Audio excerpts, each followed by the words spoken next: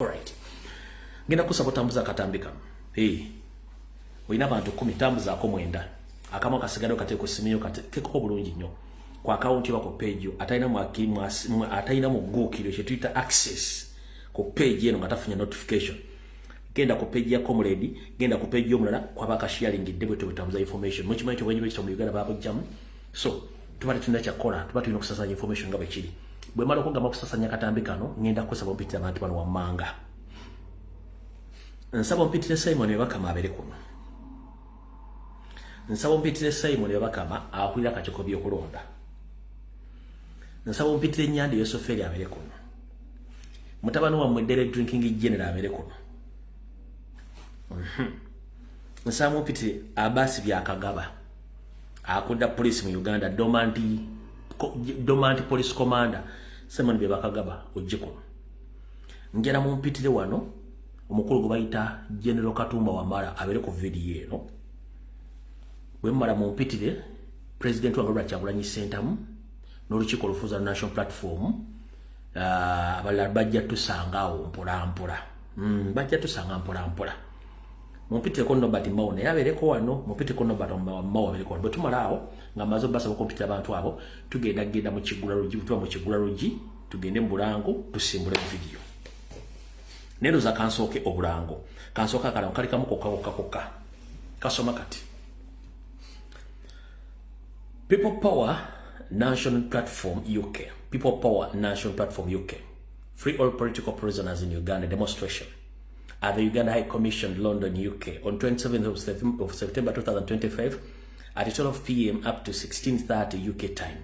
Free all political prisoners in Uganda, stop human rights violation and end abductions. For more information, please contact the organizers, mostly the top organizer, on his personal number +44 75 97 73 6065. Kankadde mu Luganda. People Power National Platform Bongereza bakutegeeza nti abasibe bonna abaawabya mu Uganda y'obufuzi bateebwe. Bakugenda ejja kubayo kwekalakaasa okwemirembe nga kugenda kutegekebwa ku embassy ya Uganda mu ggwanga lya Bungereza mu kibuga London. Ngira kuzibeza 27 omwezi ogw'omwenda 2025 kujja tandika saa 6 ez'emisana komekeze saa 10 n'ekitundu ez'Obungereza. Bagamba abasibe bonna bateebwe saako okulekera okendeeza okulinyina eddembe ly'abantu bana Uganda n'okuwamba. Bakutegeeza nti oyagala kumanya ebisingawo bakubire ku simu yaabwe n'abategesi kasaala banyanya 75 kekalanga bwekati bwekatambula akaba comrade baffe abali Bungereza bwekati bwekali. So tambuza akatambika nkugambye tambuza video sharing a video okitegedde bulungi nnyo kekakala nkabaganda ffe bonna bali Bungereza abasinga bagenda kwekalakaasa kulaba na Uganda bonna abali mu ggwanga lya Bungereza. Kati akalango mbanka mbaze bwe mmala okumala akalango tusooke naki ndowooza nga sinnakola Kigula Lodge ndowooza kansooke Kigula Lodge soke Kigula Lodge kansooke Kigula Lodge kale kansooke Kigula Lodge nyewe edda waliwo ekyokya kamale ku kyokya then tuleka tugende ku Kigula Lodge. Alright. Njagala kutegeeza Abannayuganda mwenna abagala enkyukakyuka mu Uganda n'okwetoola ensi yonna nti olunaku lwaliro ng'ennaku z'omwezi 19 omwezi ogw'omwezi wa 2025 chairman w'akakiiko k'ebyokulonda omukulu Simon Bakama bw'atyo ategeezezza Secretary General waffe David Louis Bongoya nti emikono egyamuweebwa emiyitirivu nti emikono tegimala egimu tegyali mituufu. Bw'atyo n'abatutegeeza twongere emikono emirala naye ng'atejjukira abaami bano bukoze ekintu kino ng'obudde buweddeyo. So kati ne tutegeezebwa tutegeeza ensi yonna kano ke kalanga katuufu. Ekibiina kya National Platform kigamba nti kyagala kutegeeza Bannayuganda mwenna district z'engenda okumenya bw'obanga weewandiisa mu kulonda obanga olina endagamuntu kitegeeza nti oli mulonzi mu kitundu ekyo bajja kwetaagisa olunaku lw'enkya ogende ku kitebe kya National Platform ekavula okuva ku saa 2 ez'okumakya mpaka ssaawa 5 ez'okumakya mutwaleyo emikono gyonna egyetaagisa. Bakugambye bati public notes, national platform public notes. If you are a registered voter, your national identification card indicates that you are a voter in the following districts.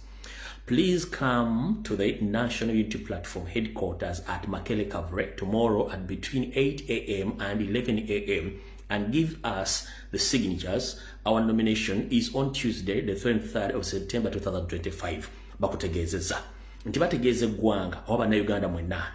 Nti bwoba ngowe wandisa mu kulonda. Era ng'olina national ID yo. Kiba kikkakatako kuba nti oli mulonzi mu kitundu ekyo gye wandiisiza. Abantu bengenda okumenya mu district zino wammanga mutegeezebwa nti mujje enkya ku kitebe kya national platform ku ssaawa 2 ez'okumakya mpaka saa 5 ez'okumakyera mubeerewo ng'abajulizi nga muwa president waffe emikono emipya egy'okumusayiningirako asobole okuba nga awandiisibwa mu butongole ku lunaku olw'okubiri ngenda ku z'omwezi 23 omwaka 2025 okwesibwa kuwa president. Bategezeza abantu bava mu district zino. Essaawa zino oyinza okuba nga oli mu district eri osobola okulinnya ekiro oba osobola okutambula ekiro oba gwali mu Kampala wonna ng'ova mu district zino. Bakusaba enkya ku makya oba ng'oli ku kitebe kya national platform district zino wammanga. Bw'obanga ova Alberton ng'oli mulonzi ng'olina national identification please ku kitebe kya national platform ekyekavule ku ssaawa 2 mpaka ssaawa 5. Bw'obanga ova Amulu bambi tukwetagiridde nnyo ng'oli mu Kampala bw'ova Amulu osobola okujja n'otuwa emikono. Bw'obanga ova Bukwa please tukwegayiridde nnyo ng'oli mu Kampala oba Bukwa yonnyini osobola okulinnya ekiro n'otuuka ku makya n'otuwa emikono. Bw'obanga ova Bushenyi oba oli Kampala oba oli Bushenyi osobola okulinnya ekiro kyalo n'ojja ku makya n'otuwa emikono. Bw'obanga ova Dokolo tukwegayiridde ng'ova Dokolo osobola okulinnya ekiro n'ojja n'otuwa emikono. Obanga oli mu Kampala Mukono wa Kiso ng'oli mulonzi w'Eddokolo please jangu otuwa emikono ku makya. Bw'obanga ova Gulu City tukwegayiridde jangu ove Gulu olinnya ekiro otambule otuuke Kampala otuwe emikono. Oba oli Kampala Mukono wa Kiso jangu ku makya otuwe emikono. Bw'obanga ova Gomba wano Kinyana Mpindi gwe tukulamidde bulamizi osobola n'okuddusa bigere n'ojja ku kitebe kya saa 2 n'otuwa emikono.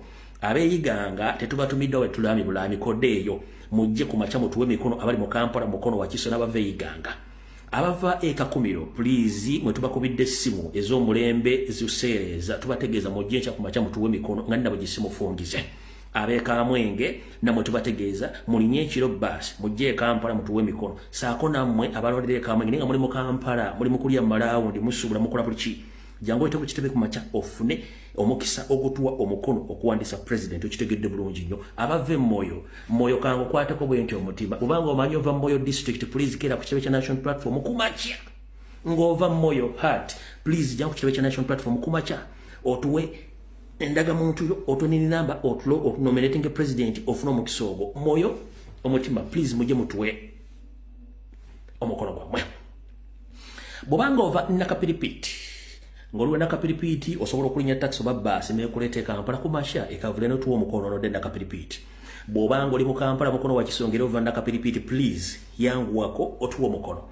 Bw'oba nga ova Ntuŋŋamo nawe bw'otyo Pade Lubanda Mbirizi Lwampala Shema Sironko Soroti district Soroti city Terego Yumbe Arua Agago Amorata Kanungu Kapichorwa Kitagwenda Koboko Kumi Lamo Lira Mbalala Omoro Parisa mwena mutegezebwa nti olunaku lw'enkya bambi mujje mutuyambe mutuwe emikono mulya bulungi nnyo so mutegedde bulungi nnyo kankaddemu muli 40-40. The national platform informs the general public that previously our General Secretary and his team,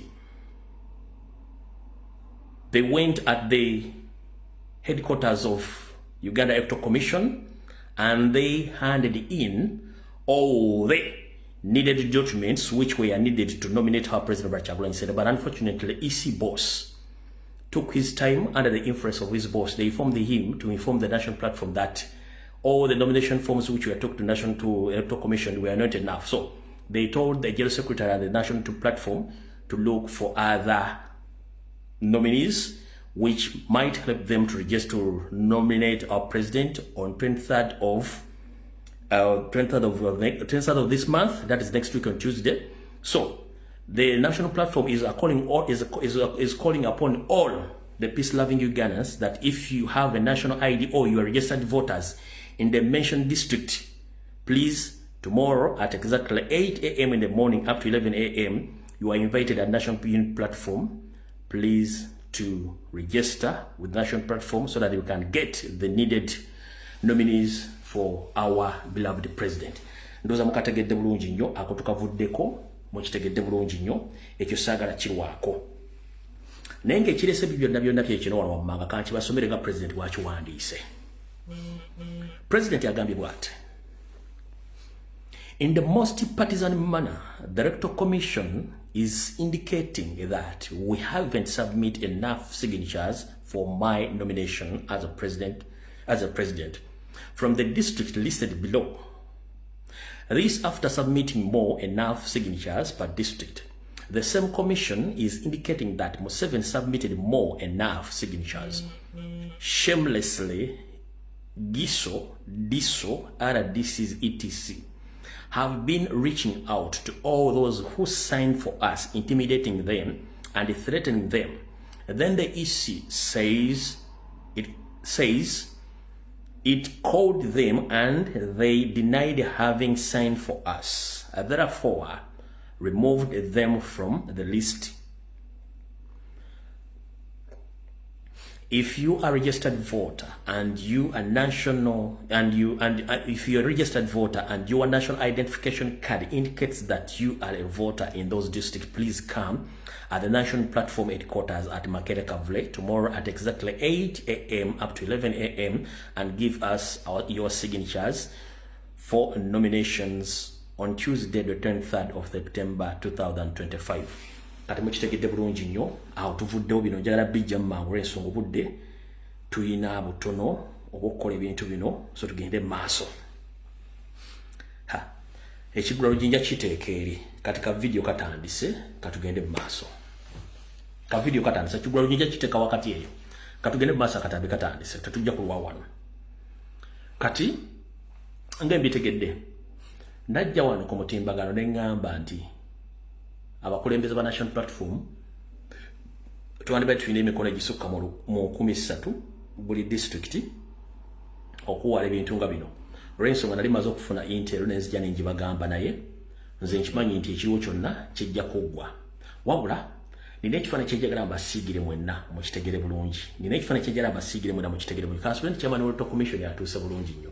Mukulu Samani byabakama. Kano njagala mukamusaliremu. Mukulu Samani byabakama. Abaganda tugamba nti wandikola ekintu okulumya omuntu wattu n'owunzikawo yamumuyambikiriza. Enswasweta yerula yerege nga nabi. Akalulu akawedde kakulema okubalansinga nakati ne ku website tekabalansinga nga kubanga kabalimu okubalamu akabba. Gwe kenyine bakuza mu office. Banno abali ku mazima bonna bagomoka kiko by'okulonda gwe n'osigalawo era okola emiveejo egimu. Wabula buli lunaku obadde okyusa kubanga tokyakolera bantu tokolera ggwanga okolera nnyanda esoferi n'ekibiina kya National Resistance Movement. Bakubira simu nti kola kino nawe n'ojja mu public n'okola kino. Bagamba kola kino kati kola kino. Kati ffe tugamba nti wandikola ekintu okulumya omuntu n'owunzikawo yamuyambikiriza. Ffe bwe mututeeka ku panic buba mutuyamba. One, ekigambo kye bayita protest vote naffe tetukimanyi nikijja kwekola kyokka ng'ate mwe mutuyambyeko okola protest vote. Ekigambo kye tuyita protest vote naffe tetukimanyi ne mujja tuyambako protest vote okwekola atya. Bw'obanga bukyanga mutandika okugamba nti mutaddewo roadmap ey'ebyokulonda ng'okimanyi nti candidate Robert Kyagulanyi Ssentamu aka Bobi Wine akalulu akawedde yakawangula $75 ku buli 100 nga n'emikono egyamukkiriza okwesimba mu kalulu akawedde gikyali mu sisitimu yammwe si bwe kiri nti ye kati ate najja n'akuleetera emikolo emirala n'ogamba tegiwera bagizzeeyo ng'ate intero yafulumye nti ba RDC ba RCCs ba piso ba giso ba pupu ba pusu bonna nga batadde bakubidde abantu amasimu. Kati kino kikulaga kifaananyi ki. So ng'oyinza okukola ekintu ng'oyagala kumya muntu n'owunzika ng'oyambekiriza. ffe mu national platform n'eggwanga lyonna saako ne international community bambi mutuyambyeko otupromotinga notuwa obujulizi obugenda otuyambako mu kooti singa tunaaba tufuuse ebimenke. 1 twetaaga spark tugenda gifuna tutya, twetaaga cause tugenda gifuna tutya. Kwe kweyambisa abantu ngamu abasiro batalina bwongo okuteekawo ebintu ebibulookinga enkyukakyuka eyita mu mateeka. Lwaki? Bobanga tetunatuuka mu nomination day n'ogamba nti emikono candidate gyaleese tegimala nga eriyo abatesimbanga nawo ba state agents baleese emikono ne mugikkiriza, eriyo n'abatamanyi mu Buganda nga tejja abamanyi baleese emikono ne mugikkiriza, omuntu eyeesimbye mu kalulu akawedde ogamba otya mutafunye mikono. Lwaki? Kubanga kino kye mwagala. Kanti kibanyonyera mukitegere bulungi nnyo. Ffe mu system yaffe ey'okutwala obuyinza nga tetukubyiwadde essasi mba mutuyambye. Lwaki? Already olaze nti you are incompetent. Already mutulaze nti muli mu panic. Olaze public ne international community that you are incompetent. Olaze irregularities eziri mu gwe ng'omuntu n'akakiiko. You are incompetent. Now you can tell the public that whatever you are doing is right. So nebinaava mu kalulu bijja kulaga nti biri mu irregularities enfu. Kubanga okiragidde nga tetunagenda mu kapiira, tetunagenda mu mweso, gw'ate okolagadde bengali ng'embwa etunda omuzigo nti lugunaadiba ngenda ggulya, gwe tokiradde mu tuyambako okutambuza protest vote. Yikambuze mukulu. Whom are you working for? Okolera ani? Samuel Wakama okolera ani? Okolera national platform okolera kusuula Nyandwe? Nsembuuza. Simon Wakama okolera kusuula NRM oba okolera national platform? Kubanga obutali bwenkanya bw'olaze nga temunnabasunsula, ate bw'onoomala obbasunsula ogenda kulangira ebivudde mu kulonda ensi yonna ebitegere nti bituufu. Olabika gayo yonna gw'okolera nga toyagala mwogera. Wabula ffe kituyamba kitya? Kituyamba ya nti olwedde tugenda mu kalulu nga tukimanyisa babaka bagenda okukola tubitegedde olwedde. Kitegeeza mukolera ffe omwagala kusuula gavumenti ya Nyandwe. Lwaki? Simon Bakama wali obaddeko mu bigezo ne babayingiza mu lumu mugenda okukolera ebigezo, ne bakuwa ekigezo, buli omu n'afuna ekigezo kye, tayimu neetuuka naye ng'omutima gukukuba ne bakuba akadde. Ng'omaze ne bakuba akadde ndi mutandike. Kati paniki eyo ne answer gy'omanyi ne question gy'omanyi esobola okulema okujjuza olwa paniki ne fear gy'olina. Kati right now ebintu byonna mwali munekola bimateeka mutandise okupanikinga mukwata ku mapeesa musigaze peesa eri baliyita delete. Mukwata amapeesa mulinga bali mu ani abagoba. Tewali abagoba. Kubanga mukimanyi bulungi nnyo bye mukola byonna mulinga abagamba nti mwagala kukola ki? Kuteeka ggwanga mu ntata. Ekintu kyokoze mu nsi ezisinga obungi already obeera disqualified, tosobola kubeera mu ofiisi eyo. So kati gw'okikoze ng'omanyite ogenda kutulumya. Ffe totulumya, ffe otuteeka ku ddaala eddala era otuwa ensonga okugenda mu protest vote nga n'ensi yonna emaze ogiteekako mukono n'asayininga. Simon Bakama nibye ngenda okulangira mu kalulu akajja tebijja kuba bya mazima ne byenkanya n'asayininga. Kyokoze olwaliro kiraga nti ze Simon Bakama ne bye ngenda okukola mu kalulu kano tebigenda kuba bya mazima na bwenkanya n'ateekako omukono n'asayininga. Zeezo Select and Educate Cow System. Oshitegedde bulungi nnyo. Aho tuvuddewo ndoza bate mutegedde bulungi bakyali bange mumuleke abali mu paniki ye. Already international community etegedde, nammwe kenyini mutegedde. Buli kaseera tufuna cause, tufuna ekintu ekyokutuwa ensonga lwaki tugenda kwekalakaasa. Sale Bakama tokola era 1 mwembadde mmanyi tugenda kukola protest vote nga tuvudde buvi mu banka. Protest vote egenda kuva kummwe. Protest vote egenda kuva kummwe si kuffe kummwe. Protest vote egenda kuva kummwe si kuffe. No, ffe tunoonya spark. Kati ng'oyagala okumanya lwaki embaata enywa amazzi neweekeera oba lwaki embaata enywa amazzi neetafuka ntegezeddwako nti ne muyinza okumala ne mutukkiriza emikono naye ne mugamba banka ewali akawunti yammwe electoral commission ne bagamba network is down temusobola kudepositinga sente nakyo ne mukikozesa Kyagulanyi okujja ku ballot paper kiyamba mmwe tekiyamba ffe Kyagulanyi okujja ku ballot paper kiyamba mmwe okubanga mukyaliwo wano bw'atabeerako then ekyoka kituyamba oba kategedde Kyagulanyi Robert Ssentamu okujja ku ballot paper kiyamba mmwe bw'atajja ku ballot paper kiyamba ffe bannayuganda oba mukitegedde kyenjogerako naye temukola era nga emikono amaze ogireeta ne mugamba nti ate netiwaka ya banka eri wansi payment esobodde kukolebwa kubanga nekyo kifunyeeko wano okitegedde bulungi nnyo kati mba mumaze okitegeera kitegeeza nti Kyagulanyi Robert Ssentamu okubeera ku ballot paper it helps you but when you don't allow him to appear on the ballot paper it helps we the Ugandans under our theme protest vote watch Rurambo eno okitegedde Kyagulanyi okubeera ku ballot paper kiyamba mmwe bw'atabaako kiyamba ffe bannayuganda abaagala enkyukakyuka anti olwo kaba kabikkuse akabikka omulalu kaba kakoze eki kaba kabikkuse ffe tubadde tubaagala kati gwe mugaane owulire bwe gatokota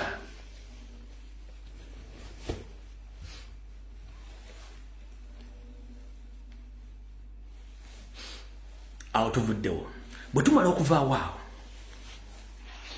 ngenda kusaba General Secretary nsaba ne President n'olukiiko olufuuza lwa National Platform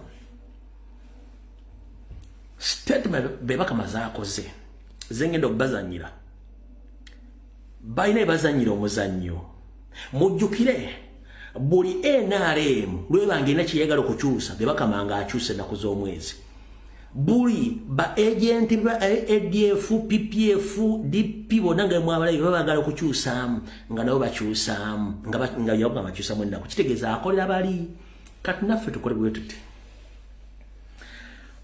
byabakama agambye nti ennaku z'okusunsulira mu parliament bazongedde Mr. President Robert Kyagulanyi Ssentamu General Secretary tubale tubasaba bulungi n'obuwombeefu naffe ennaku z'okugabiramu kaadi muzongereyo mugira musunsula mpola mpola mulina okusunsula ekiro for security reasons please onaku lw'enkya nga maze okufuna emikono ennaku z'okuwera mu kaadi z'amemba parliament namwe muzongereyo keeri kubanga bali kibakozesa bano baagala kuteekawo window 1 window 2 tizina enkwezi nga buzitafuna kaadi zeesogga eri direct zisobole okufuna time ezifuna kaadi bibiri ebibiina kati naffe bo wandikola ekintu okulumya omuntu n'onzika nga oyamba muyamba ekkiriza kati naffe engeri gyazisiseemu n'azongerayo naffe ennaku zogabira ku kaadi naffe tuzongereyoko nga bwe kibadde mu mateeka Mr. President kasula owulidde bwe okusaba kwange kati byabakama ne bakyali badde beekubira paasi nti ennaku azisiseemu azongeddeyo kati Mr. President Robert Kyagulanyi Ssentamu ne Secretary nammwe ennaku zogabira ku kaadi zaffe z'aba MP nammwe muzisikeemu zidde eriko ez'ababakama zennyini waakoledde kubanga bagezaako kukubira paasi zino enkwezenge zaabwe mbuze nazo zifune tayimu we ziddukira zigende rinedda wajja mu bufumbo mujja kufumba mulimba temujja kuvaawo awo nga nfundikirawo awo bulijjo wano tubagamba Nyande Yosoferi alinga mukazi mukadde oba Sugar Mami oli asente ne Sugar Mami bayagala kulega mu public nti gwe boyfriend we yetafa ku myaka gye afa kulabaga abantu nti ono ye boyfriend wange wadde ya sente zange kati gwe oyagala kujja mu public abantu bali bekulaba ngoyagala Sugar Mami munyigire mu tent oba mu bisaka Sugar Mami yako sika kuza muddira abantu bakulabe tosobola kulya sente za Nyande n'ogenda nazo kati ulya bulijjo tubadde nga leba community waffe tukuba mpuuga ne opposition buli lunaku nga mukira bulungi nnyo. Kati it wasn't a coincidence nobody Mau okujja okwogera nti ADF n'ebibiina ebirala byonna bibadde bikolagane mu Museveni. It wasn't a coincidence, no.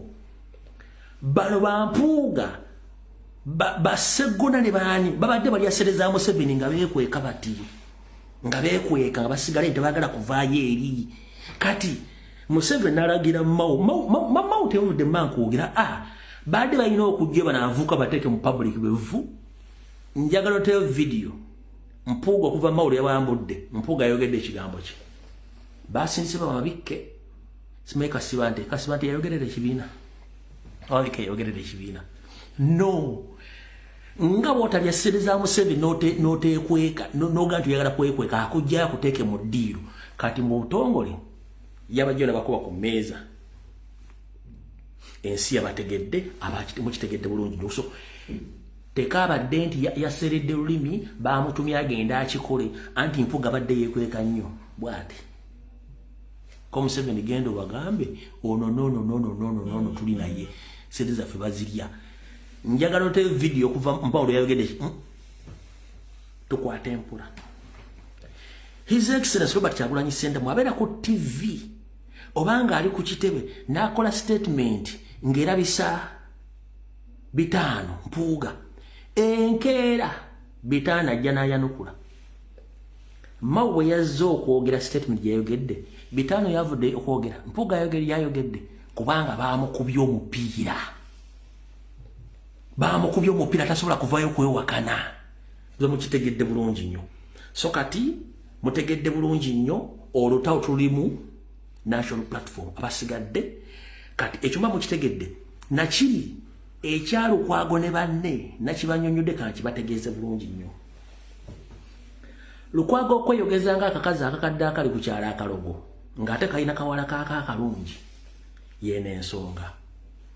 Bakimanyi tebalina muntu agenda kwesimba kuba president eyandibadde yesimbu yandibadde Lukwago ne Lukwago tasobola kuba laale kumala wiiki alina sigala kubwa meya. Kati ate kubwa meya Nupu yamuleeseko bali mwezo nga ne bwe tugenze mu polls kati bali mwezi ali mu 60%. Kati Lukwago ne batula nani ne batula ne Ssemujju nganda naye mu constituency ye ekira tayagala kuvaayo amanyi nti looya Musisi agenda mulyawo over. Kati batudde Lukwago ne Ssemujju nganda bagamba nti ffe tugambe tugenda kuwagira Kyagulanyi kuba presidenti. Kati nga baagala bwe bagamba tugenda kuwagira Robert Kyagulanyi kuba presidenti mbu Kyagulanyi eyajjeyo kanso Musisi era Kyagulanyi ajje wani ajjewo bali mwezo kuba meya yabadde ddiiru bwe kityo bwe kyabadde baluza ffe tuli basiru mukulu. Eyambodde tatya nnene kati zaabike tewali agenda kuvaawo. Buli omuleeta president w'omusimbe wo buli agulawo ekibiina ky'ebyobufuzi kibeera ne president era president abeera ne capacity oba capability eyesimba ku bukulembeze bw'eggwanga. Buli kibiina kireete president tetwagala kutumanyira kakanyayo kasimagizi yalira oba kakumusa omukagula akamugwanya muggulawo ebibiina buli kimu nga kirina okubeera ne president era president ng'alina capability oba is capable to stand in any election. So kati buli kibiina kirina president waakyo ajeesimbe okuba president tetwagala tumanyiira enesigadde zaabika emipiira mukitegedde bulungi. Buli kibiina muggulawo ekibiina ne woofiisi nga mulina president w'ekibiina ajeesimbe okuba president. Tewali gwe tugenda kulekera this time around. Oba simanyi wala security board simanyi PPF eddagala ly'enziku simanyi oli ecological pussy oyo nga chairman waako chairman wa ecological pussy era ye CEO wa Uganda Fisheries and Company Advocate eri simanyi ani bonna buli kibiina kyeggulawo nga kirina president buli omu aleete president wamuteekewo wali ebisigaye tojja bikwasaganya. Mukitegedde bulungi nnyo. Awo tumaze kati katugende wano.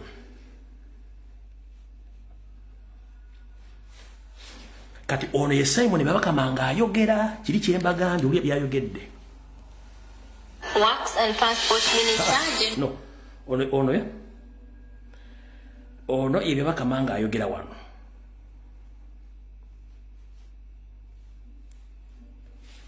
Elections, particularly in the area of campaigns. The roadmap was reading that campaigns would start on the 4th of October.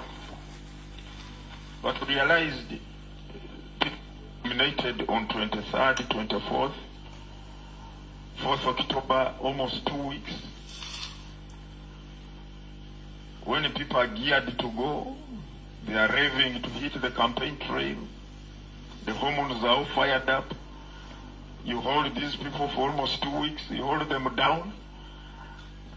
We found that Mr. Mwesigwa will have a hard time trying to keep people under control. So as a commission, we have resolved to revise the dates for campaigns.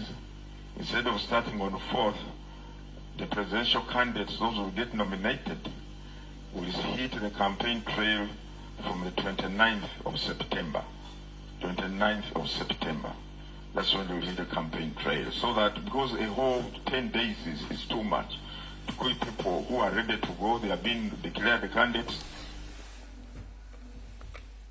Video yenakoze nembagamba nti bano bapulaninga n'okusika okulayira bakuze mu kwokusatu so si mu gwakutaano kubanga balina ekibagoba kati kino bwabanga yasise campaign time ezibadde mu nchi 3 okuva kati nazisika ne zidda mu nnako zitawera nya ekibagoba kikulu ekyo si kye kikulu kati uliriza bulungi nnyo. Abaganda tugamba nti akatali kabbe amagumba olya osula mu mulyango. Wone badde bagambira ekigula lugi kyange okigenda okujjira. Abaganda tugamba nti akatali kabbe amagumba olya osula mu mulyango.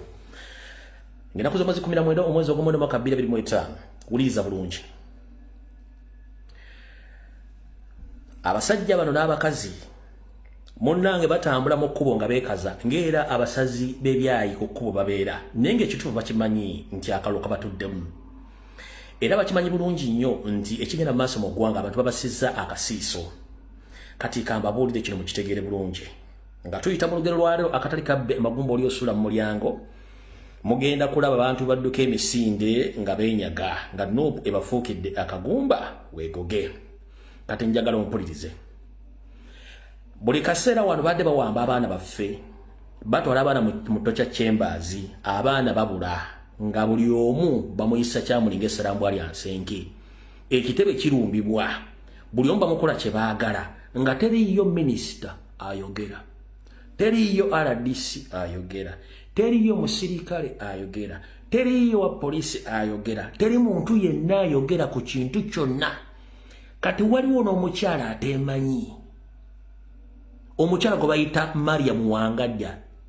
She doesn't understand herself and she's still discovering herself. Teyemanyi lwaki olunaku byo byagambye munaye ebintu by'okuwamba abantu mu Uganda tabimanyi kati Mariam Wangadya munnange oba teweemanyi onootegera otya by'okuwamba abantu kuba naawe kenyini teweemanyi kati munnaffe tetulina kyakukolera kubanga naawe kenyini teweemanyi nti munnange otunula ng'owenda lyasala olutindo kati munnange Mariam Wangadya ffe tetulina buzibu bwo obuzibu gw'otamanyi teweemanyi nti oli mulema era omulema tasobola kutegeera kintu kira mu maaso nga ggwe kati wulira bulungi nnyo buli muntu yenna ng'olaba ng'agenze ku pate ku TV ku radio muno mwe muli abapoliisi ab'amagye abamilitale aba RDC RCC diso kuso byonna nga bagamba mukuume eddembe tetwagala kuyiwa musaayi tetwagala kukola kibabuuze. National platform erina amagye national platform erina emmundu national platform erina ekkomera national platform awamba abantu nti nedda baani abawamba abantu nti bubbe bennyini batugamba tukuume emirembe ani atakuumye emirembe bwe batakuumye emirembe kati njala kubuuza oyimirira otya n'amagulu go getutamanyi bagatunula mbaale agala katunula bundi bujjo gw'otugamba tukuume emirembe ani amazeewo emirembe? who had consumed the peace in Uganda. I think it's the regime.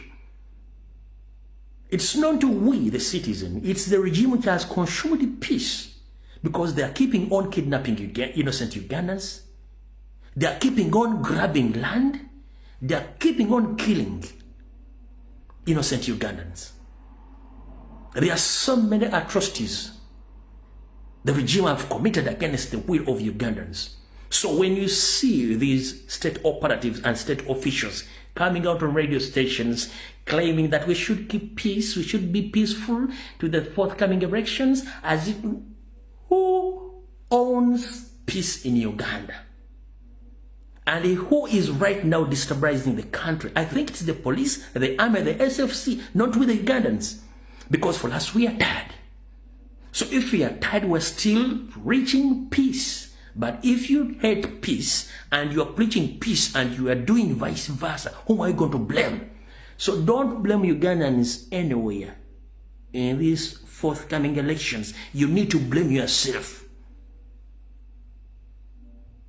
There are some government officials, especially the ministers, who categorically clear they have come out now to start distancing themselves from the crimes against humanity. Namely, General Kaindo Tafire. Publicly, he had started distancing himself on the crimes against humanity.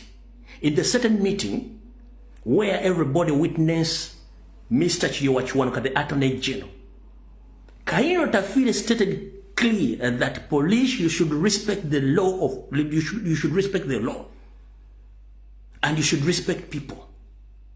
You arrested people without cases, they are rotting in the prisons without any answer. So who is responsible? So bw'otulira abantu bano nga bazze mu public bagamba nti mukuume eddembe ng'omanya akaliro mukuume bulungi nnyo. Embaata yeri ewaka gisomese protest vote. Somese embuzi yo protest vote, nente gisomese protest vote, neighbor musomese protest vote, no muzuku musomese protest vote. Nga buli kintu kyabasanga mu maka go kibagamba protest vote. Buli kintu kyonna nga kibagamba protest vote. Kati balyoke batandika okugamba tukuume eddembe kwani kubanga n'abantu bakoowu. Kati wano we tulaga mugenda kutya. Lwaki? Bw'olabanga abantu batandise okweyogeza nga abantu bako nti tukuume eddembe, ani atyoboola eddembe? Kati ng'oyagala okumanya nti bano bayidde babulako majaani, wulira wano wenjagala otegerere.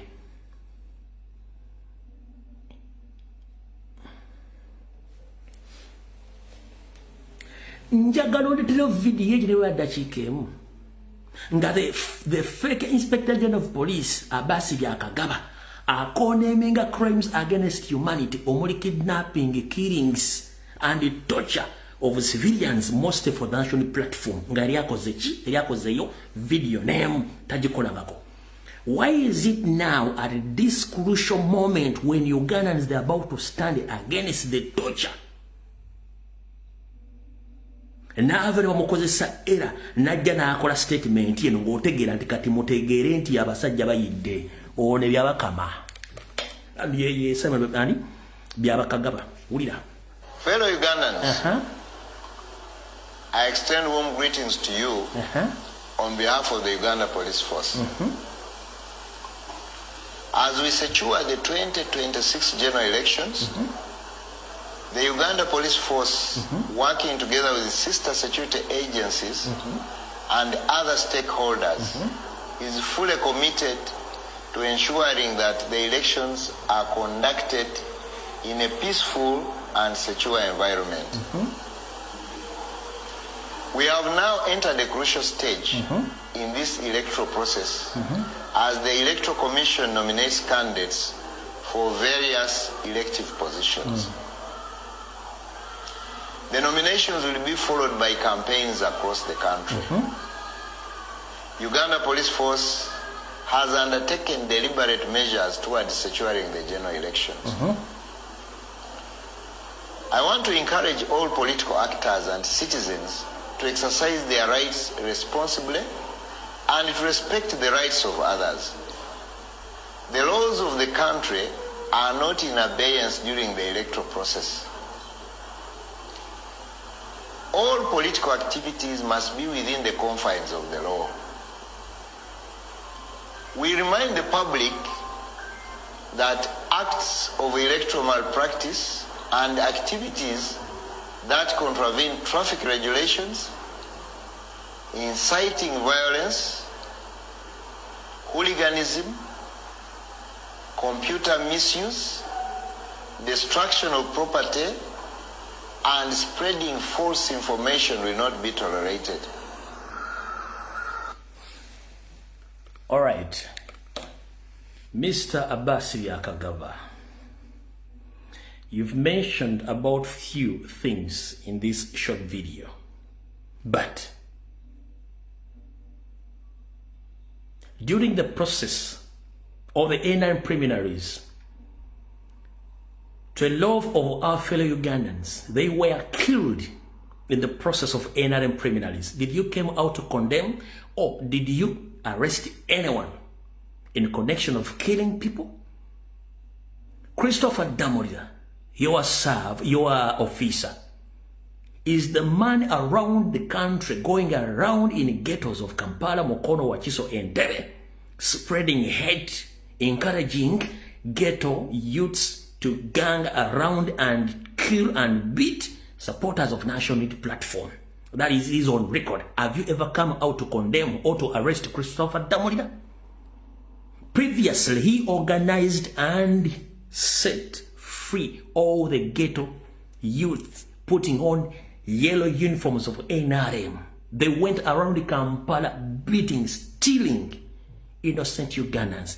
Did you came out and condemn the acts of NRM youth under the ghetto structures of Christopher Damulira? Did you? The computer misuse, which you are talking about right now, let me be loud and clear.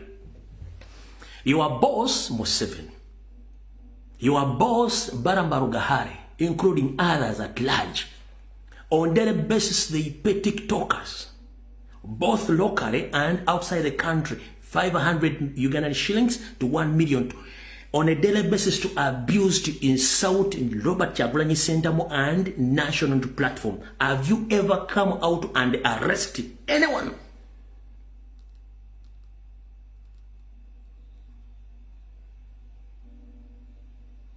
The radio presenters, they are paid to insult, to abuse National Platform and Robert Kyagulanyi Ssentamu. Have you ever come out and condemn or arrest anyone?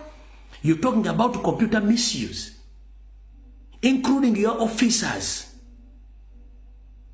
They get engaged in abusive conversation with we, the people who seek freedom in Uganda. Have you ever condemned that act? Dero kanjogera oluzungu olusigadde mu lwalumanja omwaka ogujja. Kubanja yategeza abasajja bano baloza tuli basiru nnyo. Avudde yagera bigabe takwatagana n'empali ya mukaba bamusindise batekako n'obugalubindi okubuzaabuza body language ne facial expression. Temuteekeddwa kwogera bigambo birimu bintu simbi kibi byonna bya kisiru. Ani akwata? Who owns Dawn in Uganda? Who owns Docha Chambers? Who controls the prisons? Bakulu mugume n'omugenzi yaliko bwatyo. Pressure teri kugwe. And I'm here to inform you, it's not you willing to come out to address the public. No, it was order from above, and we know. The orders from Salim Saleh, Muhoozi and Museveni. It's not you. Because you don't have that knowledge. There are so many well-trained officers who were chased out of police so that the police can remain with the fools who can even come out to identify or to talk about the issues. It wasn't your knowledge to come in public to talk about what is going on. You were forced by Museveni, either Salim Saleh or Muhoozi, who instructed to come and say such nonsense. When we are suffering in Uganda, you can't come out even to say anything. But this crucial moment, when we need freedom and peace, now you are coming out to intimidate us. Go and intimidate your mother. And go and eat your mother something in your boss's voice, Museveni. We are tired of nonsense. Sijja kamara yomukomezaawo. Kati buno bubaka buwulire.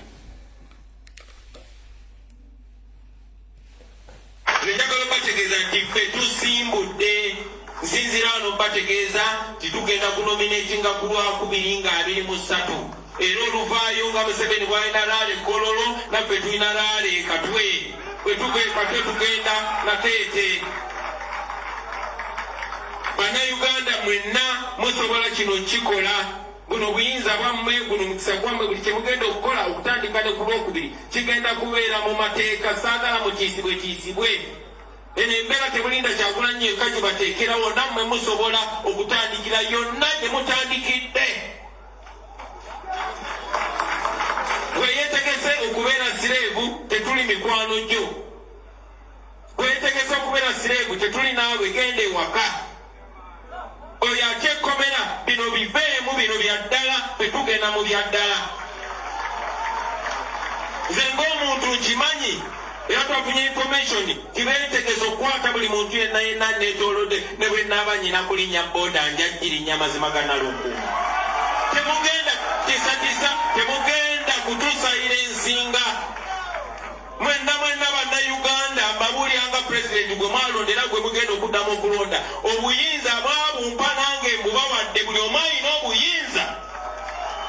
Bano abantu babaginako obuyinza tebabatiisatiisa. Temutiisibwatiisibwa ne bano bapolitician be baguze tebalina gwe boogerera mweyogerera. Alright, kati mukiwulidde. Bw'omala okulya ekigambo ng'ekyo nekikukka mu vi kati nojja owulira omusajja ono General Edward Katumba Wamala gyebaleko ssebo kansubire nti oli bulungi. Ebiseera ebisinga bagamba kamwa kabi kasasiro ganga. General Edward Katumba Wamala manyi ebizibu byolina bingi nnyo okusinga emyaka gyo naye ate nga General Mutendeke oba oli ku ddaala erifuuka omukulembeze. Wattu ate bw'olebera empale nga gwe bakwatidde mu loogi kitwewuunyisa okuba nti obutendeke bukumala bw'olina. Ebiseera ebisinga ozze weeyogezanga olwano bakonde tosirika tugamba munnange omusajja muwambe. Naye tusuubira nti bwagenda mu nsiko okutandika okulwanyisa Obote n'Amini ebikolobero Amini n'Obote byemuga nti byebakolanga. Okimanyi bulungi nnyo bwe mukola essaawa zino sigenda kujja okimanyi bulungi nnyo bye mukola. Bagamba nti bwetaba mazina g'enkima teweewalanga mikira kukubako naawe mwoli mu kutulugunya n'okuwa bannayuganda mwoli wabula okolera abantu abakyamba otaamanya. Mukulu baakuyise oggulewo projekiti gye mwagguddewo temwabaddemu siteetimu ya byabufuzi yonna. Njala kubuuza kiki ekyakutankudde akabanzi otandika ate okulumba ebyobufuzi ng'olumba National Platform n'enteekateeka zaffe. Kubanga ffe tetukulinaako buzibu. Munnange tukwongera okukujjukiza nti bwetaba mazina g'enkima enkima zijja kukoonyaako emikira.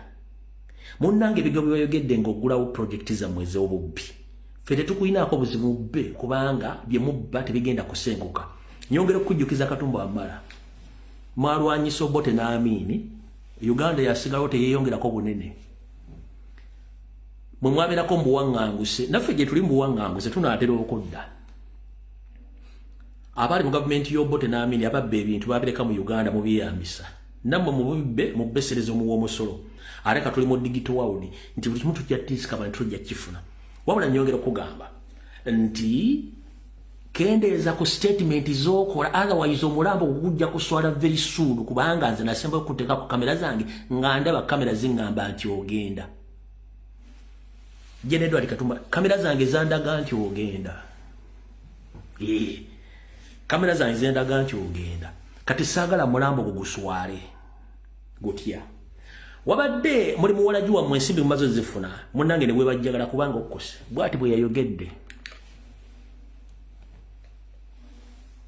yagambye bwati ebyo byetulira mupange eggaali mutegeke eggaali temutegeka ggaali twaze nja kubaako emipiira ate muyinza okwambira tugenda sipeera olwekyo mbasaba ffena tubeere ba mirembe ate buli munnayuganda kikkakatako okulonda kasooba ng'owezezza emyaka ekikola ki ekikulonda mu nsi ezimu kuba na musango otolonda kati bannayuganda teeka teriga nti musango naye babakubiriza londa kubanga bw'otolonde naye nojja kwejja okuba wekubye wekendo oli bajja kukulondera gwetoyagala kati bulonda oyo gwowulira nti ali mu mutima gwo gweyagala okukola ki okulonda ate okulonda kwakyama oyo omuntu gweyagala kiri mu mutima gwo naba otemwetimba mu kyenyi okumanyi gweyagala okukola ki okulonda tetukubagana tutabagana mbale kubanga obulamu bulina okugenda mu maaso tukuume emirembe kubanga emirembe gyegisobozesa eggwanga lino okutuuka wano emirembe gyegisobozesa abantu bano okukola wano emisana n'ekiro okulaba nti mwezi gumu n'ekitundu basobodde okuteekawo ekyo nammwe bennyini abamu ndaba mutambula mugenda mu mazina misana na kiro ekyali kitasoboka lwa mirembe. Alright, tweyanziza nnyo tweyanzege mukulu. Emirembe gikuume emirembe era emirembe gitwanyisa emirembe bagenda mu mazina we mbaagala bazimbye mugenda okubbira obulu bakoledde omwezi mu banga wayawudde nze njagala okubuuza munnange emirembe gye gyatwala muwalawo gwe bakuba naye amasasi ate gye emirembe nga nagyo birungi kubanga emirembe gye gyatwala muwalawo ate kati njagadde era kyovula nakuvaako ogambye nti tukuume emirembe kubanga bagenda mu mwenge ne banywa bagenda mu disco njala kubuuza emirembe gye gyatwala muwalawo naye gye gyali gikututte ate n'egyo mirungi nnyo munnange kale bw'otugamba okukuuma eggaali njala kubuuza tukola gaali eno yali gaali. Works and Transport Minister General Katumba Wamala survives assassination at Sota Road, Chisasi. General Katumba is said to have been traveling with his daughter who has been shot dead on spot together with his driver. General Katumba survived with bullets in his left arm and chest, and by playtime he was hurried to Malcolm Clinic and later on to Nakasero Hospital.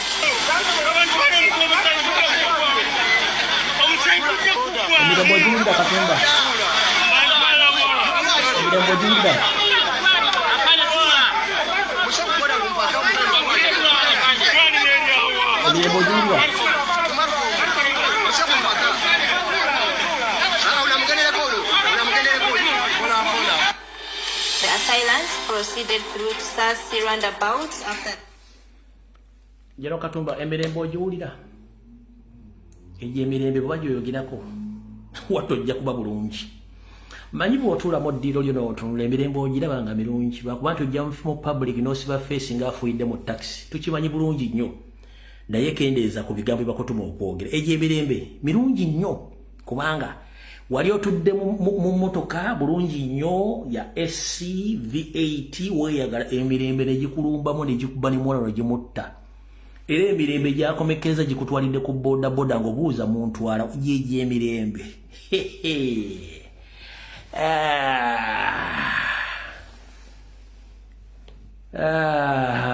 mama wangu Fatuma egyo emirembe ogiraba egyo emirembe egyo ojja kitegera ojja kumanya lwaki Bukenya si munnakenya. Katumba mala kendeze ebigambo ojja kubuuza lwaki Bukenya si munnakenya oba lwaki Bulubandi ali mu mukebe gwa kyenvu bw'ona oyawula ebigambo ebyo ojja kutegera ojja kendeza ku bigambo wamaze okwawula ssente z'ettaka gye mwazimba ekitebe ky'electoral commission statement z'okola banywa bagenda mu mazina muwala we yali batagenda mu mazina gwe kennyini oli musibe.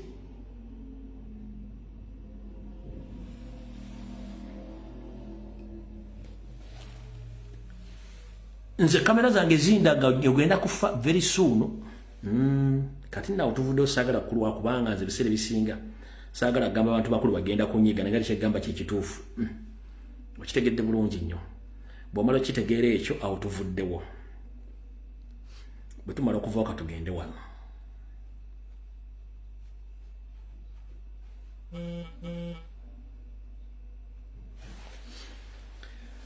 Kati bulijjo tubagamba abasajja batwala nini namba bayina omugaso gwazo era baba bamaze okulonda nga muwakana waliwo ka video ba comrade ke bapostinze saka postinze nga njala kabazanyira mu kategeere nga kyali azze bagaba butto ku kyalo ne bagaba engano kati bamala obisupply nga ne bajja nga bakimannanga muntu bagala nini namba ulira bulungi. Kati namwe abali mu diaspora Nira beyazze okuwandika tebazze kuwandika mmwe. In fact kansoke mbabuuse. Mukansoke mbabuuse mwena bali mu diaspora. Abagala bagende babawadde nanga babawandise kubawandisa nanga muntu mumpulize bulungi nnyo. Buli yewandisiza walonze kyosoko okumanya. Buli munsi muli banga wandisiza okufuna nanga muntu walonze. Ekyo okulinjira kubuuza. Museveni bwe bagenda okutta abantu ng'abo butwa olowooza agenda bukufuuyira bufuuyizaawo.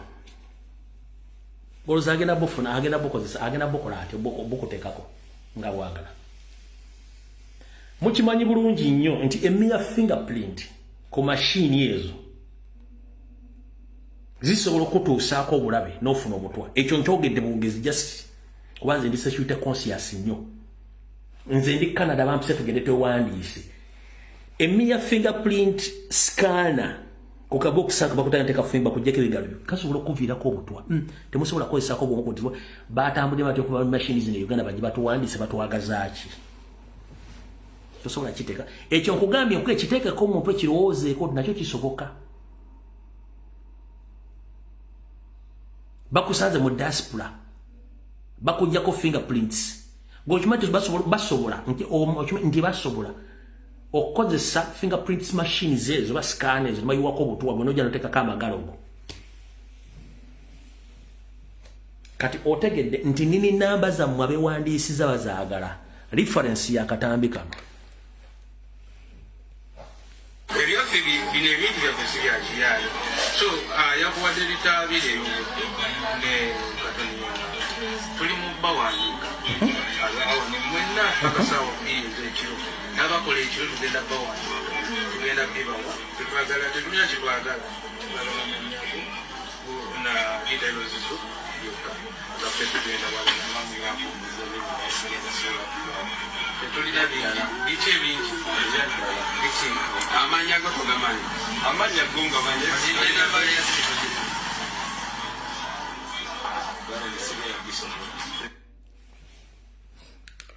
Mujahadini yabagambye wadde mwampadde butto n'eŋŋano walamu waramayini sigenda ba amanya gange n'enamba yange. Mujahadini salamu alaikum wonna wooli yabagambye alamu waramayina sigenda ba amanya gange nannanga muntu wamwampadde eŋŋano yamwe n'obutto poteya. Kati gwe nkubuuza gwe bawandiise mu diaspora bagenda kukuwanira enamba. Ono Mujahadini yali ewaka babasapulayiga eŋŋano ne butto yaganye ojjuwaayo. Tegeera obwongo bwo mukozesa amagezi kamukuddemu buli Mujahadini nga bagamba sisobola kyali biba binnemye. Ebyosi bino ebintu byaffe si bya kiyaayo.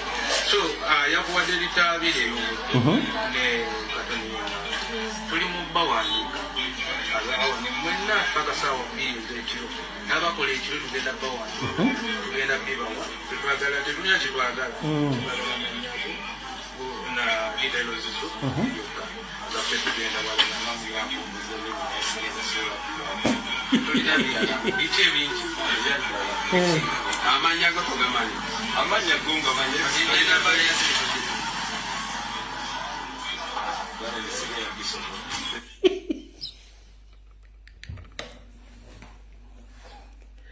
Jadi ya kan tekijja kusoboka ne mwapadde nga ne butto tekijja gomusajja akuwate Katoni akuwenga nakolako ne butto najja akabuza gatwagala nini namba n'amanya go namba y'essimu kati mukitegeere kati awo tuvuddewo bwe tumala okuvaaho Mujahadini simanyi mannya go seeka ne salaamu alaikum Allah akunkuumire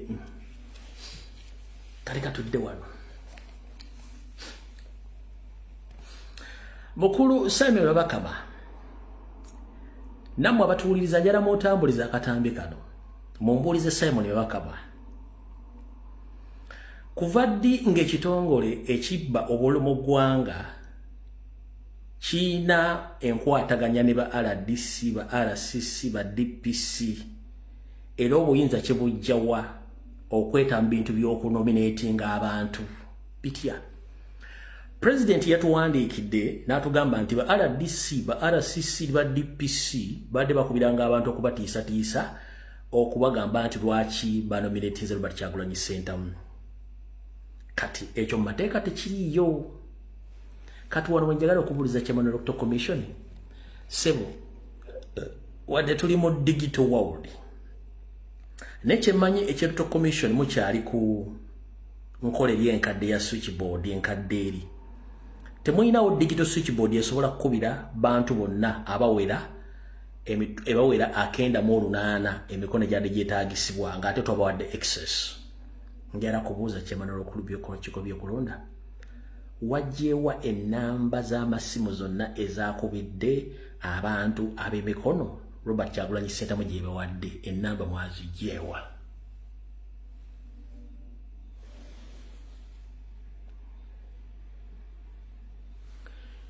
Salme Bakama, let me ask you this question, gentlemen. You stated that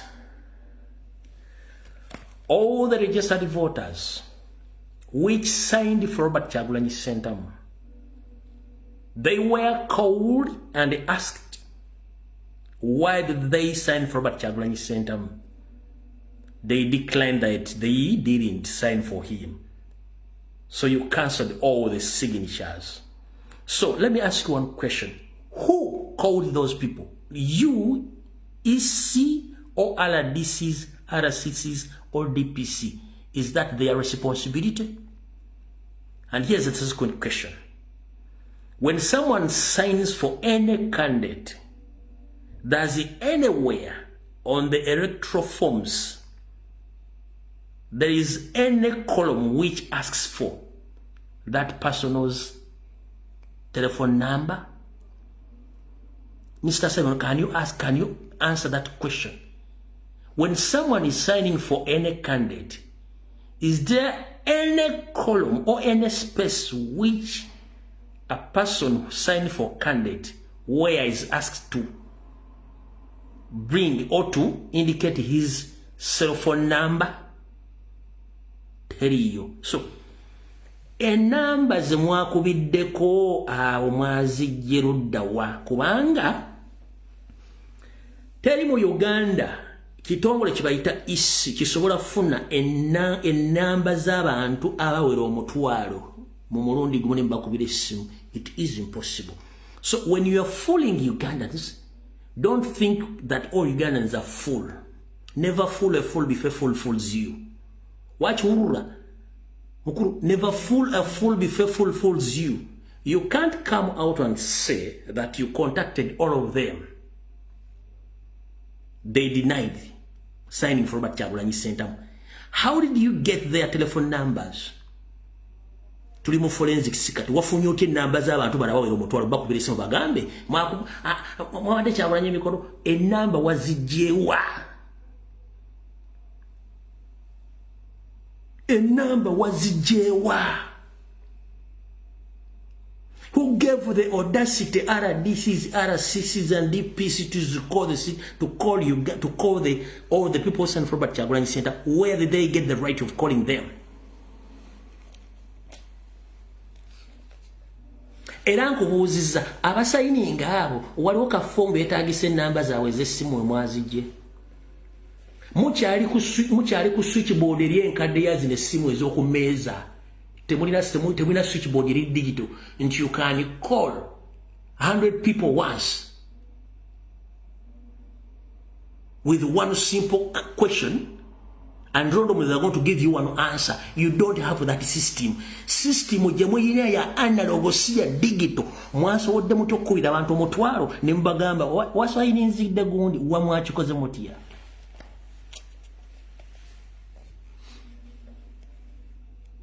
Sayo bakama amoja ku mutimbagano kuna mutugamba abaana abo bali ku mutimbagano byo boogera tebikwatagana mwe mutakwatagana.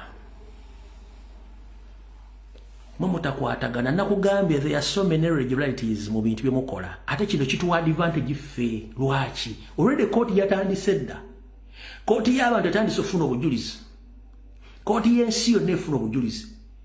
Protestive vote eri mu kutokota. Omanyi wali ofumbireko supu nga nawe kenyini amufumbye supu akuwoomera.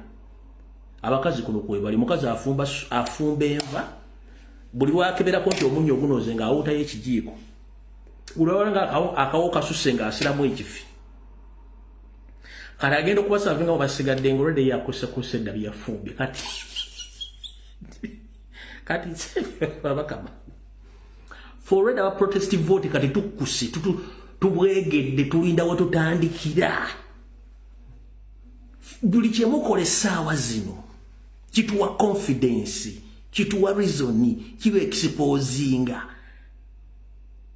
okiraba kituwa cause kitu expose kibe exposinga kitulaga ndiye mugendo okulanga tebiriyo gongamba otyamu mwakubidde abantu bameka Katumba woye ngate mwamugambe nteze teziwera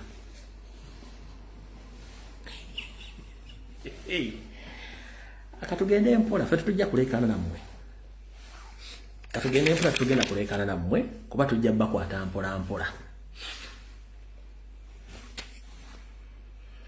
mukulu ntegeezeddwako nti era muyinza n'otegeeza banka ezirina akawunti zammwe kubasasulira mbu bayinza okubategeeza mugambe singa abantu bakyagula bajja okusembaga nti network eri wansi egeza neeba wansi egeza neebanga eri wansi nakyo kyo tukitegedde muyinza okukikola okitegedde so kati mukulu seba bwe bakama ndi wano okutegeeza nti akakiiko ko k'okulembera kayinza okuvaako genocide mu Uganda. Mr. Simon Wakama, please go slow. You publicly come out with your nonsense, talking to angry Ugandans about your nonsense. Remember the regime you are serving, the regime has stayed in 40 years in power. Killing, kidnapping, doing whatsoever wrong against the will of the people. So, you as a concerned citizen or the person who is serving the country coming out talking nonsense, each statement you are airing out can cause a genocide in Uganda. It can cause a public burst. Go slow. Police brutality. Stay warned. Any slight mistake you are going to cause, blocking Robert Kyagulanyi Ssentamu, kidnapping, killing, beating supporters Robert Kyagulanyi Ssentamu, that can cause trouble in the process of the election, because people are more hungry than the way how you think. People are tired. Abantu mbaleke babeere. Ompuya bulungi nnyo. Buli kimu kigenda kubeerako kamera. Nyandi yesoferi yali confused kati mulye bulungi nnyo. Meeting ziri mu kutuula. Katabi mu SFC ku CID ekibuli ne ku police naggulu zitula zitya. Nyandwe mbwayinza okuwandiisa ku Lwokubiri. President omulonde agenda kuwandiisa ku Lwokubiri. Kati Nyandwe mbwagenda kusinzira kololo jakuba olukuŋŋaana nga amaze okuwandiisa. Ne president yatugambye wa ekatomo kasaawa wansi wagenda okukubira olali yeso okwogerako n'abantu be. Bwava wagende nateete. Kati sereka wandi educate your cow. Bagamba nogo bagamba. Achiwe, what are we going to do? The two people are going to be nominated on the same day. But look here. The Museveni is going to be nominated on Tuesday. Is going to have a rally at Kololo. The same time Robert Kyagulanyi Ssentamu is going to hold a rally in Katwe. So, how can we stop Robert Kyagulanyi Ssentamu in Katwe when Muse is going to organize a rally there in Kololo? So, how are you going to explain this? Tebasobola kuyimiriza Nyandwe okuba olukuŋŋaana kubanga kijja kulaga public nti balina side. Nyandwe agenda alukuba ekolo ate Kyagulanyi mugaane kati mugaane nateete. Kati bali awo tukoze tutya. Bw'ogaana Kyagulanyi okuba olukiiko Katwe ku lunaku lwewandiisi nga Nyandwe agenda ddukuba ekkololo lwewandiisizza kati bali abaga. Tukole tutya kati tukoze bali awo. Kati bw'otunuulira abantu bano mbasaasira bambi. Embeera Amini yagirimu n'oba teyagirimu. Walibaddeko mbufumbo nga ne bw'osinika ekinnyo ne bw'oleeta buli kantu konna ke weetaaga okuleeta nga omukazi w'omusajja yakoowa kati y'embeera eri mu Uganda. Y'embeera eri mu Uganda. Laala egenda okubeera ekkolo ya Nyandwe balina okusasula ekitono nnyo buli mu balina omuwa emitwalo 2.3 eyakyagula buli omu agenda kujjira bwereere. Ate ekisinga okubatiisa bagenda kumala kusasula ebiri ngene wakyagwa teri asasudde ate bave ekkolo balibe kugende bagende wakyagwa ate ekisinga okubatiisa. Ekisinga bagenda basasula ebiri ate badduke bajje wana ekatwe kati ekisinga okubatiisa. Naye njala bagamba ekigambo kimu nti ekitava ku ssengejjero kifuuka wankindo. Ekitava ku ssengejjero kifuuka wankindo. Ebiseera ebisinga bakulembeze babeera mu ntebe eyo balowooza nti be bakulembera basiru tebaba basiru. Omukulembeze olw'okuba nti aba yeemanyi nti ssente zonna yazifuga n'amagye yagafuga n'alowooza nti abantu bonna basiru nga famire ye batasobola mugamba. Nyandwe bane bagezezaako mugamba naye bonna abasse abamugambako ekituufu kati yasigazaawo famire ye n'ababbi abali mu gavumenti amugamba nti giweerera omuliro ffe wetuli mpaka lasi. Nyongero bagamba mweke nyine mu myaka 4 ekkubo ly'ejjinja liriko olukubeeri limu erijja ku Jjinja Road mpaka Busia. Ekkubo ly'Entebbe mwagezaako kukola simanyi Northern bypass basimizibwa ekikoze ki. Ekkubo ly'e Masaka liriko ekkubeeri eribatwala ewammwe terinawo lawe likola. Ekkubo ly'e Bbogo liriko ekkubeeri. Ekkubo lya Hoima liriko ekkubeeri. Kati nze mbuuza singa tuba tutandise mba mugenda kuyitawa kuba ejjinja bajja tebe nti bagisule mu kkubo oba bulijjo tuba tugaalawo tutuuke wali kubayita babiri tuggalewo tuyitano noluguudo mwakola Entebbe Yugera Express nawe tuluggale. Masaka tumuggalira wali mu Kitoogo. Hoima Road temusukka Nansana. Bombo Road temusukka wali wayise ku bulijjo. Muba mugenda kuyita waliwo abantu wonna mugenda okuyita nga mufuluma mmwe bakyali.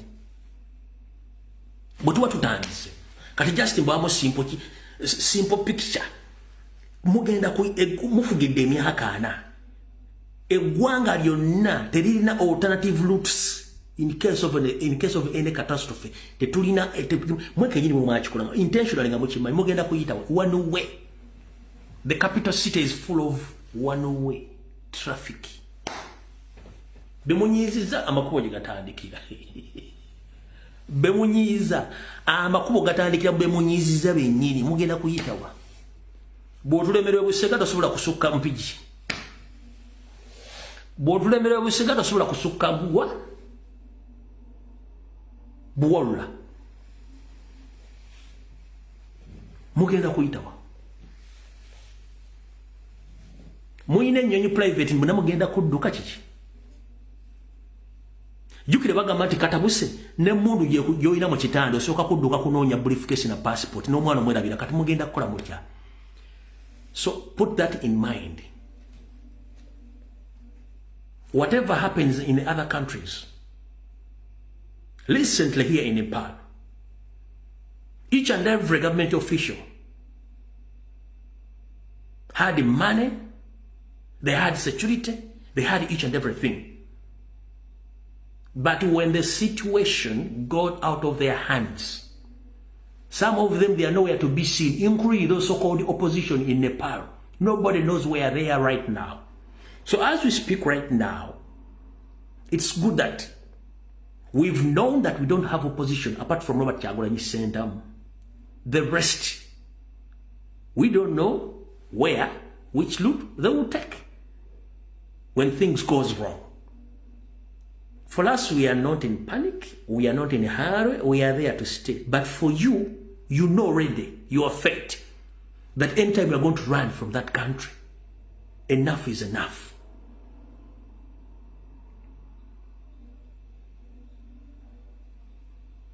You are organizing fake elections because you know holding guns. You think we are stupid. We are not. Bomuga mugenda kosa ka Uganda Airlines wali ku Lido Beach we to already. Kabaka and bakaba kagwa kave. Kayita wano, bekaba kagwa kayita wano. Ndakauka. Wali kasanje ne kagwa wali. Bekaba kasuka kayita ali ku Lido Beach we tuli. Ne ku kizinga bulingo go tulikola tukaba wakaba kajira tuba tukala bulungi tuba tumanyi bulungi. Ne buli kimu tukimanyi bulungi nnyo. Akantu kona kaliko Uganda flag tujja kuba tukamanyi. Kati nze mbabuuza emyaka na mukalakata bannamu eggwanga libuli kuba lifuluma eggwanga lirimu ekkubo limulimu ate mutulugunya bo bennansi tebasobola kuvaawo we bali gye mulaga temumanyiiyo mulina properties e Saudi Arabia the moment kasita gavumenti eyiika Saudi Arabia mujajibulaga ate tufunyemu obuzibu ndi munywe ngati wante waliwo parking Dubai ganti the wali parking kasoke kubuze mu 7 banno mwenna kuno kwe muli protest vote ejja kumwanya asobola ogende South Sudan atulako kumwanya asobola ogende South Sudan atulako wiki mwe kumwanya asobola ogende Kenya kobere nyando tosobola genda Kenya nobere wiki kubanga ne rutajja kumanya nti ekiyise banna Kenya balinze mu 7 nga abalinde kwa banna Kenya banna Tanzania balinze mu 7 nga abalinde kwa Burundi mwabatiranda daye babalinze ng'enkuba etonya ewa Pilato temusobola gendayo e Congo mwatta abantu mbamanyi bulungi gyo bali mugenda kubeera ludda kampozi mugenda kubeera ludda mugenda kubeera ludda wa soko tule ku meza yo n'abantu mugambe emyaka jana tugifuze naye kyekiddako ne Yesu yajja n'atulokola ne tumwefuulira yaddayo ewaabwe ku nsi taliiko kati gwe nyandwe Yosoferi mutabani wa kale kyensere muzeze ne sanga bisibire kapa nyeba kyalibo mugenda kuddawa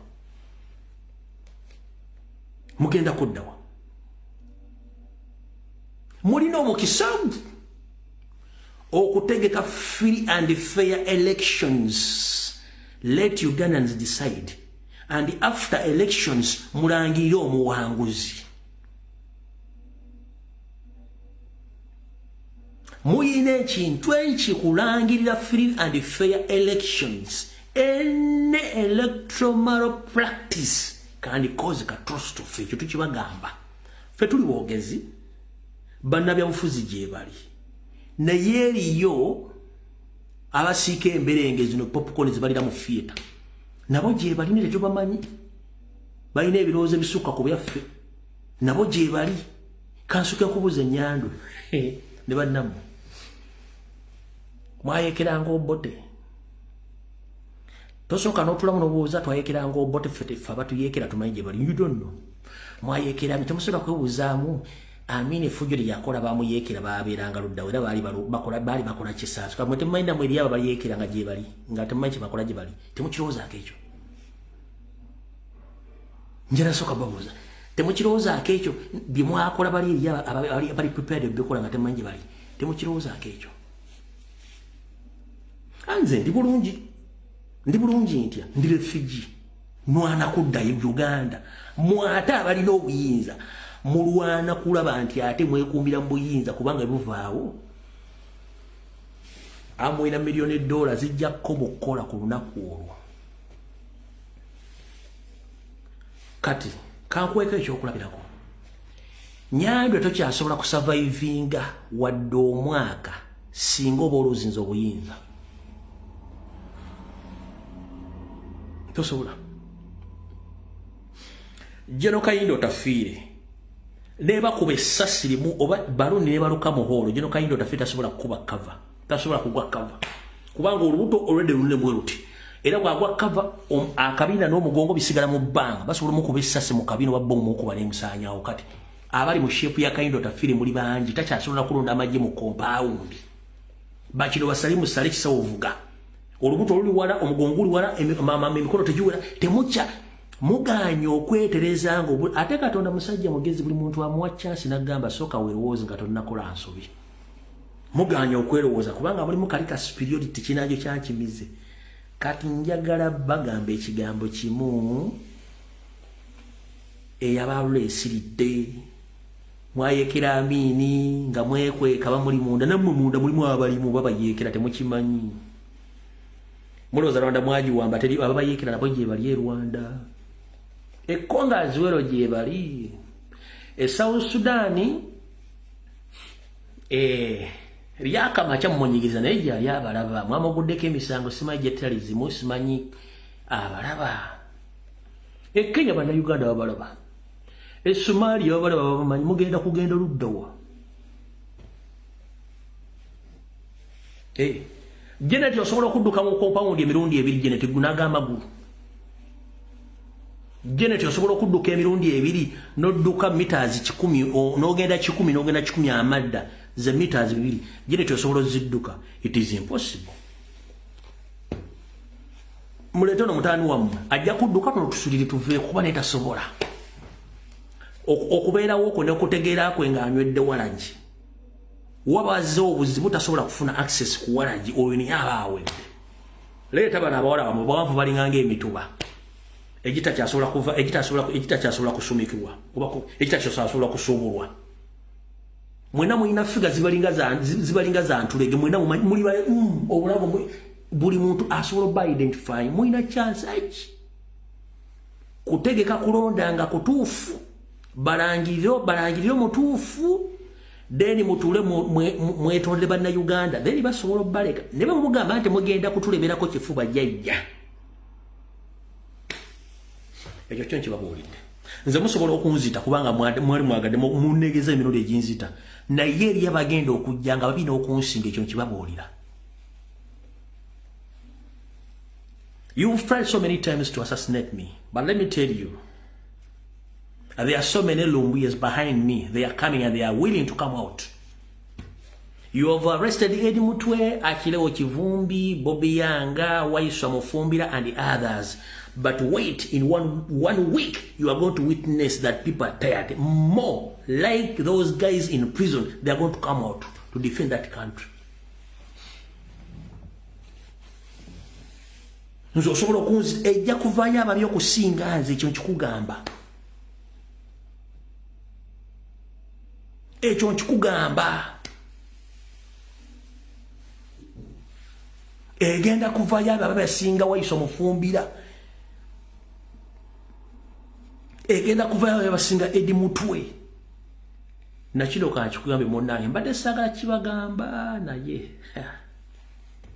Tankyogere. Indachika zinemeka.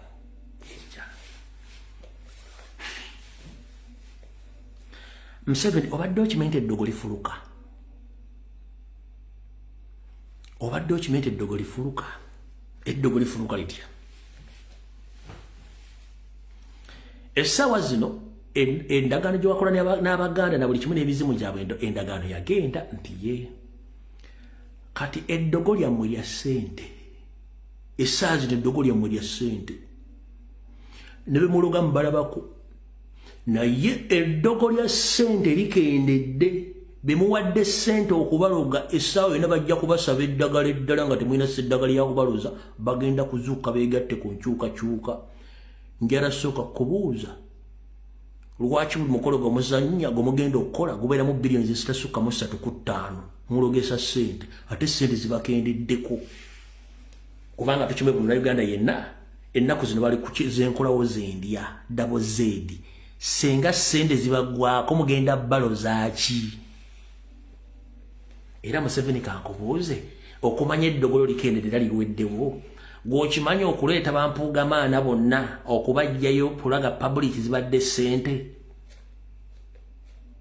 n'okuloga mawu zibadde ssente okulaga Nandala Mafabi zibadde ssente kubanga bo badde bafa ssente mu lulu era okimanyi n'obasinkana wakozeseza ssente ng'oyagala okutegeraga eddogolo lyammwe terikyakola teririiwo singa wategese function eyo nga tebawadde ssente eri abadde ajja kujjayo kandozo tegedde dogolyo sente ne dogolyo ligenda linaabuuka livaawo nti ne ghetto kids bagenda kuzuukuka nga sente teziriwo ng'eddogolo liweddewo ojja kitegeera ne bannabyabufuzi boologesezza sente bagenda tuuka nga beetaaga kubanga for them they need money on daily basis. If you want to prove me this, just skip 2 months without paying those members of parliament, you hear fire. Just skip 2 months without paying those MPs in that parliament. They will spit fire to understand that they are there because of money, not of you. Even NRM members, we have witnessed and we've watched a lot of videos on social media during the NRM primaries. Many youths, they have been demanding their pay out because the NRM officials took away the money. They were talking bad things against your regime. But remember, those are NRM members. Even them, they are there because you still a dogolio. But when your dogo vanish, you get to know why the dog doesn't laugh. Museveni, when the money get finished very soon, you get to know why the dog doesn't laugh. Ujja kitegeera chimbwa teseka. Kubanga chimbadde mukozesa ekyo. Tukimanyi bulungi nnyo sawa genda tuuka. Awo naawo kanveewo.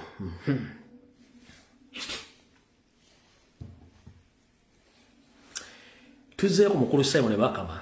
Simon Bakama.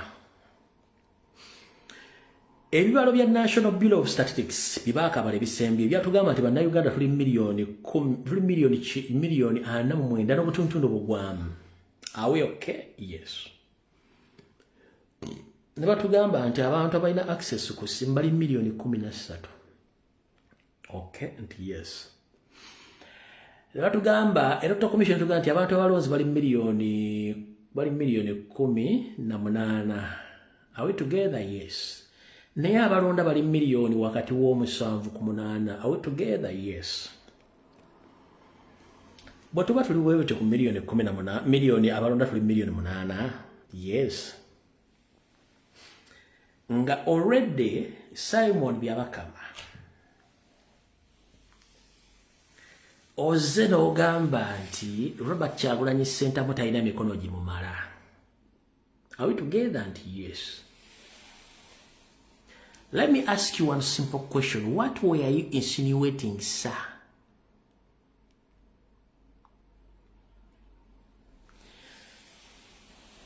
Simon Byabakama, publicly you came out and say that Robert Kyagulanyi Ssentamu doesn't have enough signatures which can allow him to stand as president.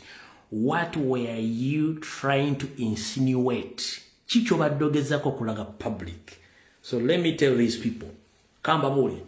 Omukulu ono mwawulidde mawunga agamba nti ebibiina byonna Museveni byabadde atategese mu opposition nga muzanyira omuzannyo byonna bigenda kwekwatagana okulwanya National Platform. Museveni afune 8% mwakitegedde.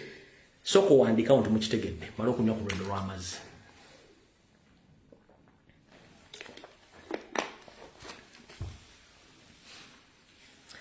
Mawu ne bafuba ne bonna nga bakwa bagambye Museveni agenda funa 80% ne nali nakibasomesaako okitegedde. Kati ono Simon Bakama bw'ava n'agamba nti Kyagulanyi emikono tagiwezezza kyategeeza mu kimanyi nti agenda kujja alangirire nti Museveni yafunye 70% oba 80% kubanga Kyagulanyi abadde talina buwagizi n'emikono egimusimbawo gyamulemu okuweza. Kyebabadde babala era kyebali mu kubala kyekifaananyi kyebasiiga mukitegedde.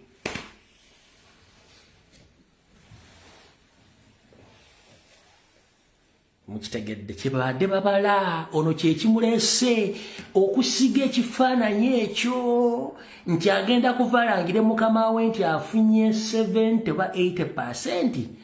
Mbumuleme komplinga kubanga n'emikono eginominating Robert Kyagulanyi Ssentamu mu kusooka tejaawe na talina support. Do you copy that?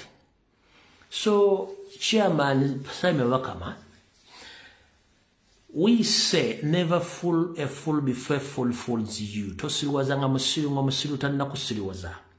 Kubanga wandieka nga gobadde oyita omusiru mwattu yakulembera abagezi b'oku kyalo kati yembera mweri.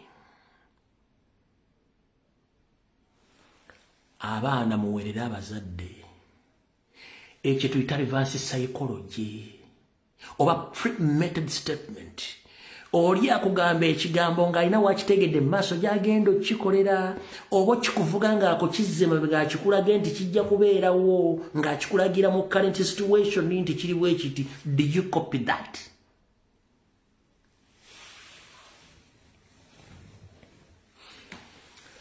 So, Mr. Simon Wakama, the so-called land friend and a lawyer, whose record is not clear in the judicial system of Uganda. Because if we do the back check in the judicial system of Uganda, whatever you are doing, the Electoral Commission represent the image of what you used to do in the judicial system. You were not professional enough as a judge. The same thing you are doing in the Electoral Commission, you are not a professional enough. I don't know how you became a judge. Because whatever you are doing, whatever you say right now, it doesn't reflect with your profession and your academic qualifications. A professional man like you, as you say, he can't come publicly every week changes the program according to the government interest, not to the public interest and the debts and the will of people. That means gomusajja go kutebegera kwa munguba era tukumanyi bulungi nnyo. Kati mukulu fe tumanyi okuleeta ensonga zino tuziga abantu bazitegera. Kati mukulu Sabye Wakama, ekyo kiwazanye genda okizanyire mukazi wo sina kindi n'ennyoko fe wano twategeera baatusomesa twamanya. Olese ekifaananyi ng'oyagala kisiigire eggwanga nti emikono kegitaweze nti wenna alangirira nti Museveni afunye ekinana temwewuunya. Awo twaba twategedde odda era twabitegeera. Olidde mukulu. N'olw'ensonga eyo, ekyo bw'omala okitegeera Simon Wakama baba bakitegedde, twagadde okukulabisa nakyo kitegeere. Mu kkoberi erimu kikulaze nti buli kyokola nekyoyogera tekiri mu mateeka nga n'akalulu k'ogenda okutegeka kali matankane ng'empala ya Museveni era tekikuwa credit. Awo nno credit ebegenze mu kibiina kya National Platform n'obukulembeze bwakyo. Olw'ensonga okukankana ng'ow'amayoga ayita ku lutindo kiraga bulungi nnyo nti n'akalulu ke tugendamu agenda okukateka yennyini ali mu kutya kubanga bw'otya tetulina mundu. Ate abayina emmundu ate munnange bayinza otutya katugamba guma n'abagenzi we batebaali. Pozi Stephen Besura Kabwai yafa kubira ku Sulaiman Kigundu akubuulira pulesa bw'ebeera mu bitundu ebyo. Tugenze mu maaso. Kanfundikire na kano.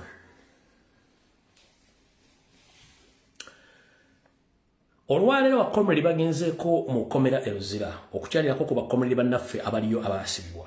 Wabula muganda affe era amyuka omwogezi w'ekibiina kya National Platform omukulu Alex Waiso Ofumbira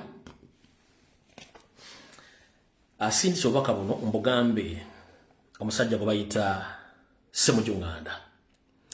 Ssemujju Nganda ne banne aba PPF eddagala ly'enziku olw'okuba nti basupportinga muganda waabwe oli owa FDC Kabaziguluka. Batambula boogera naddala Ssemujju Nganda ku TV ne ku radio nti Alex Waiso Mufumbira yagamba abantu mu Uganda nti Alex Waiso Mufumbira yagenda ku TV n'ayogera mbulitandika na Kizza Besigye ali mu kkomera ali mu kuzannya bubadi simusibe. Ekigambo ekyo Ssemujju Nganda ne bane bakikozesa nnyo okwonona erinnya lya Alex Waiso Mufumbira mu kampeni zino ezigenda mu maaso. Kati mukulu Alex Waiso Mufumbira ngambe Ssemujju Nganda nga nina bwe gisimufungize. Nga bw'oli munnamawulire eyagasoma era n'ogavaamu nga tonna kyogafunyemu. tuyamba otuwa Katambi ng'ayogera ebigambo ebyo tukateeka ku mitimbagano tukuyambe kuba tokalina munnange wuumuza gogoyita omutwe oyogera ebigambo bitukuba tokalina wuumuza lekera okusala omugambo omanyi mwoyogerera nga agaya ice tube ne weefuula mb'otegeera nnyo kumba ozannyira ku bantu ga bannayuganda mutambula nnyo nga mwogera ebigambo ebyo njala okujjukiza nga mukyali mu FDC eyammwe gye mwaddukamu nti mwagiddukamu nga bukyakolagana naye ojjukira nga president bagenze mu Arua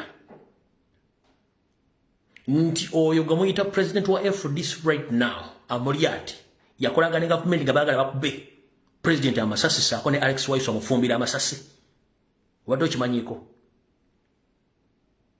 semujunganda mukuva mu FDC engabana yabalemesa ne mujja mudde eno sente mwazigabana era mukimanyi bulungi nnyo PPF bulanchi ya FDC era mukama mwe yanita mongi ekyo tukimanyi kati gobo ogamba ogenda osegetto Waiso mufumbira ataliiwo kuba tasobola kwebwa wabula tugambe tukugambe leta Akatambi nga Alex Waiso mufumbira yogera ebintu wato kalina wummulako gumire bizibu byo kubanga mule muli ku pressure mutandise okulipira ebizibu bya NUP tulina ebizibu bitumala ate tujja byemalira olw'ensonga tetulina budde bwammwe bwakuleekana nammwe buli muntu alimu olubimbi bwe kubanga obudde tulina butono obwogera ku nsonga ezikwatagana ebiina ebyo namukitegedde bulungi nnyo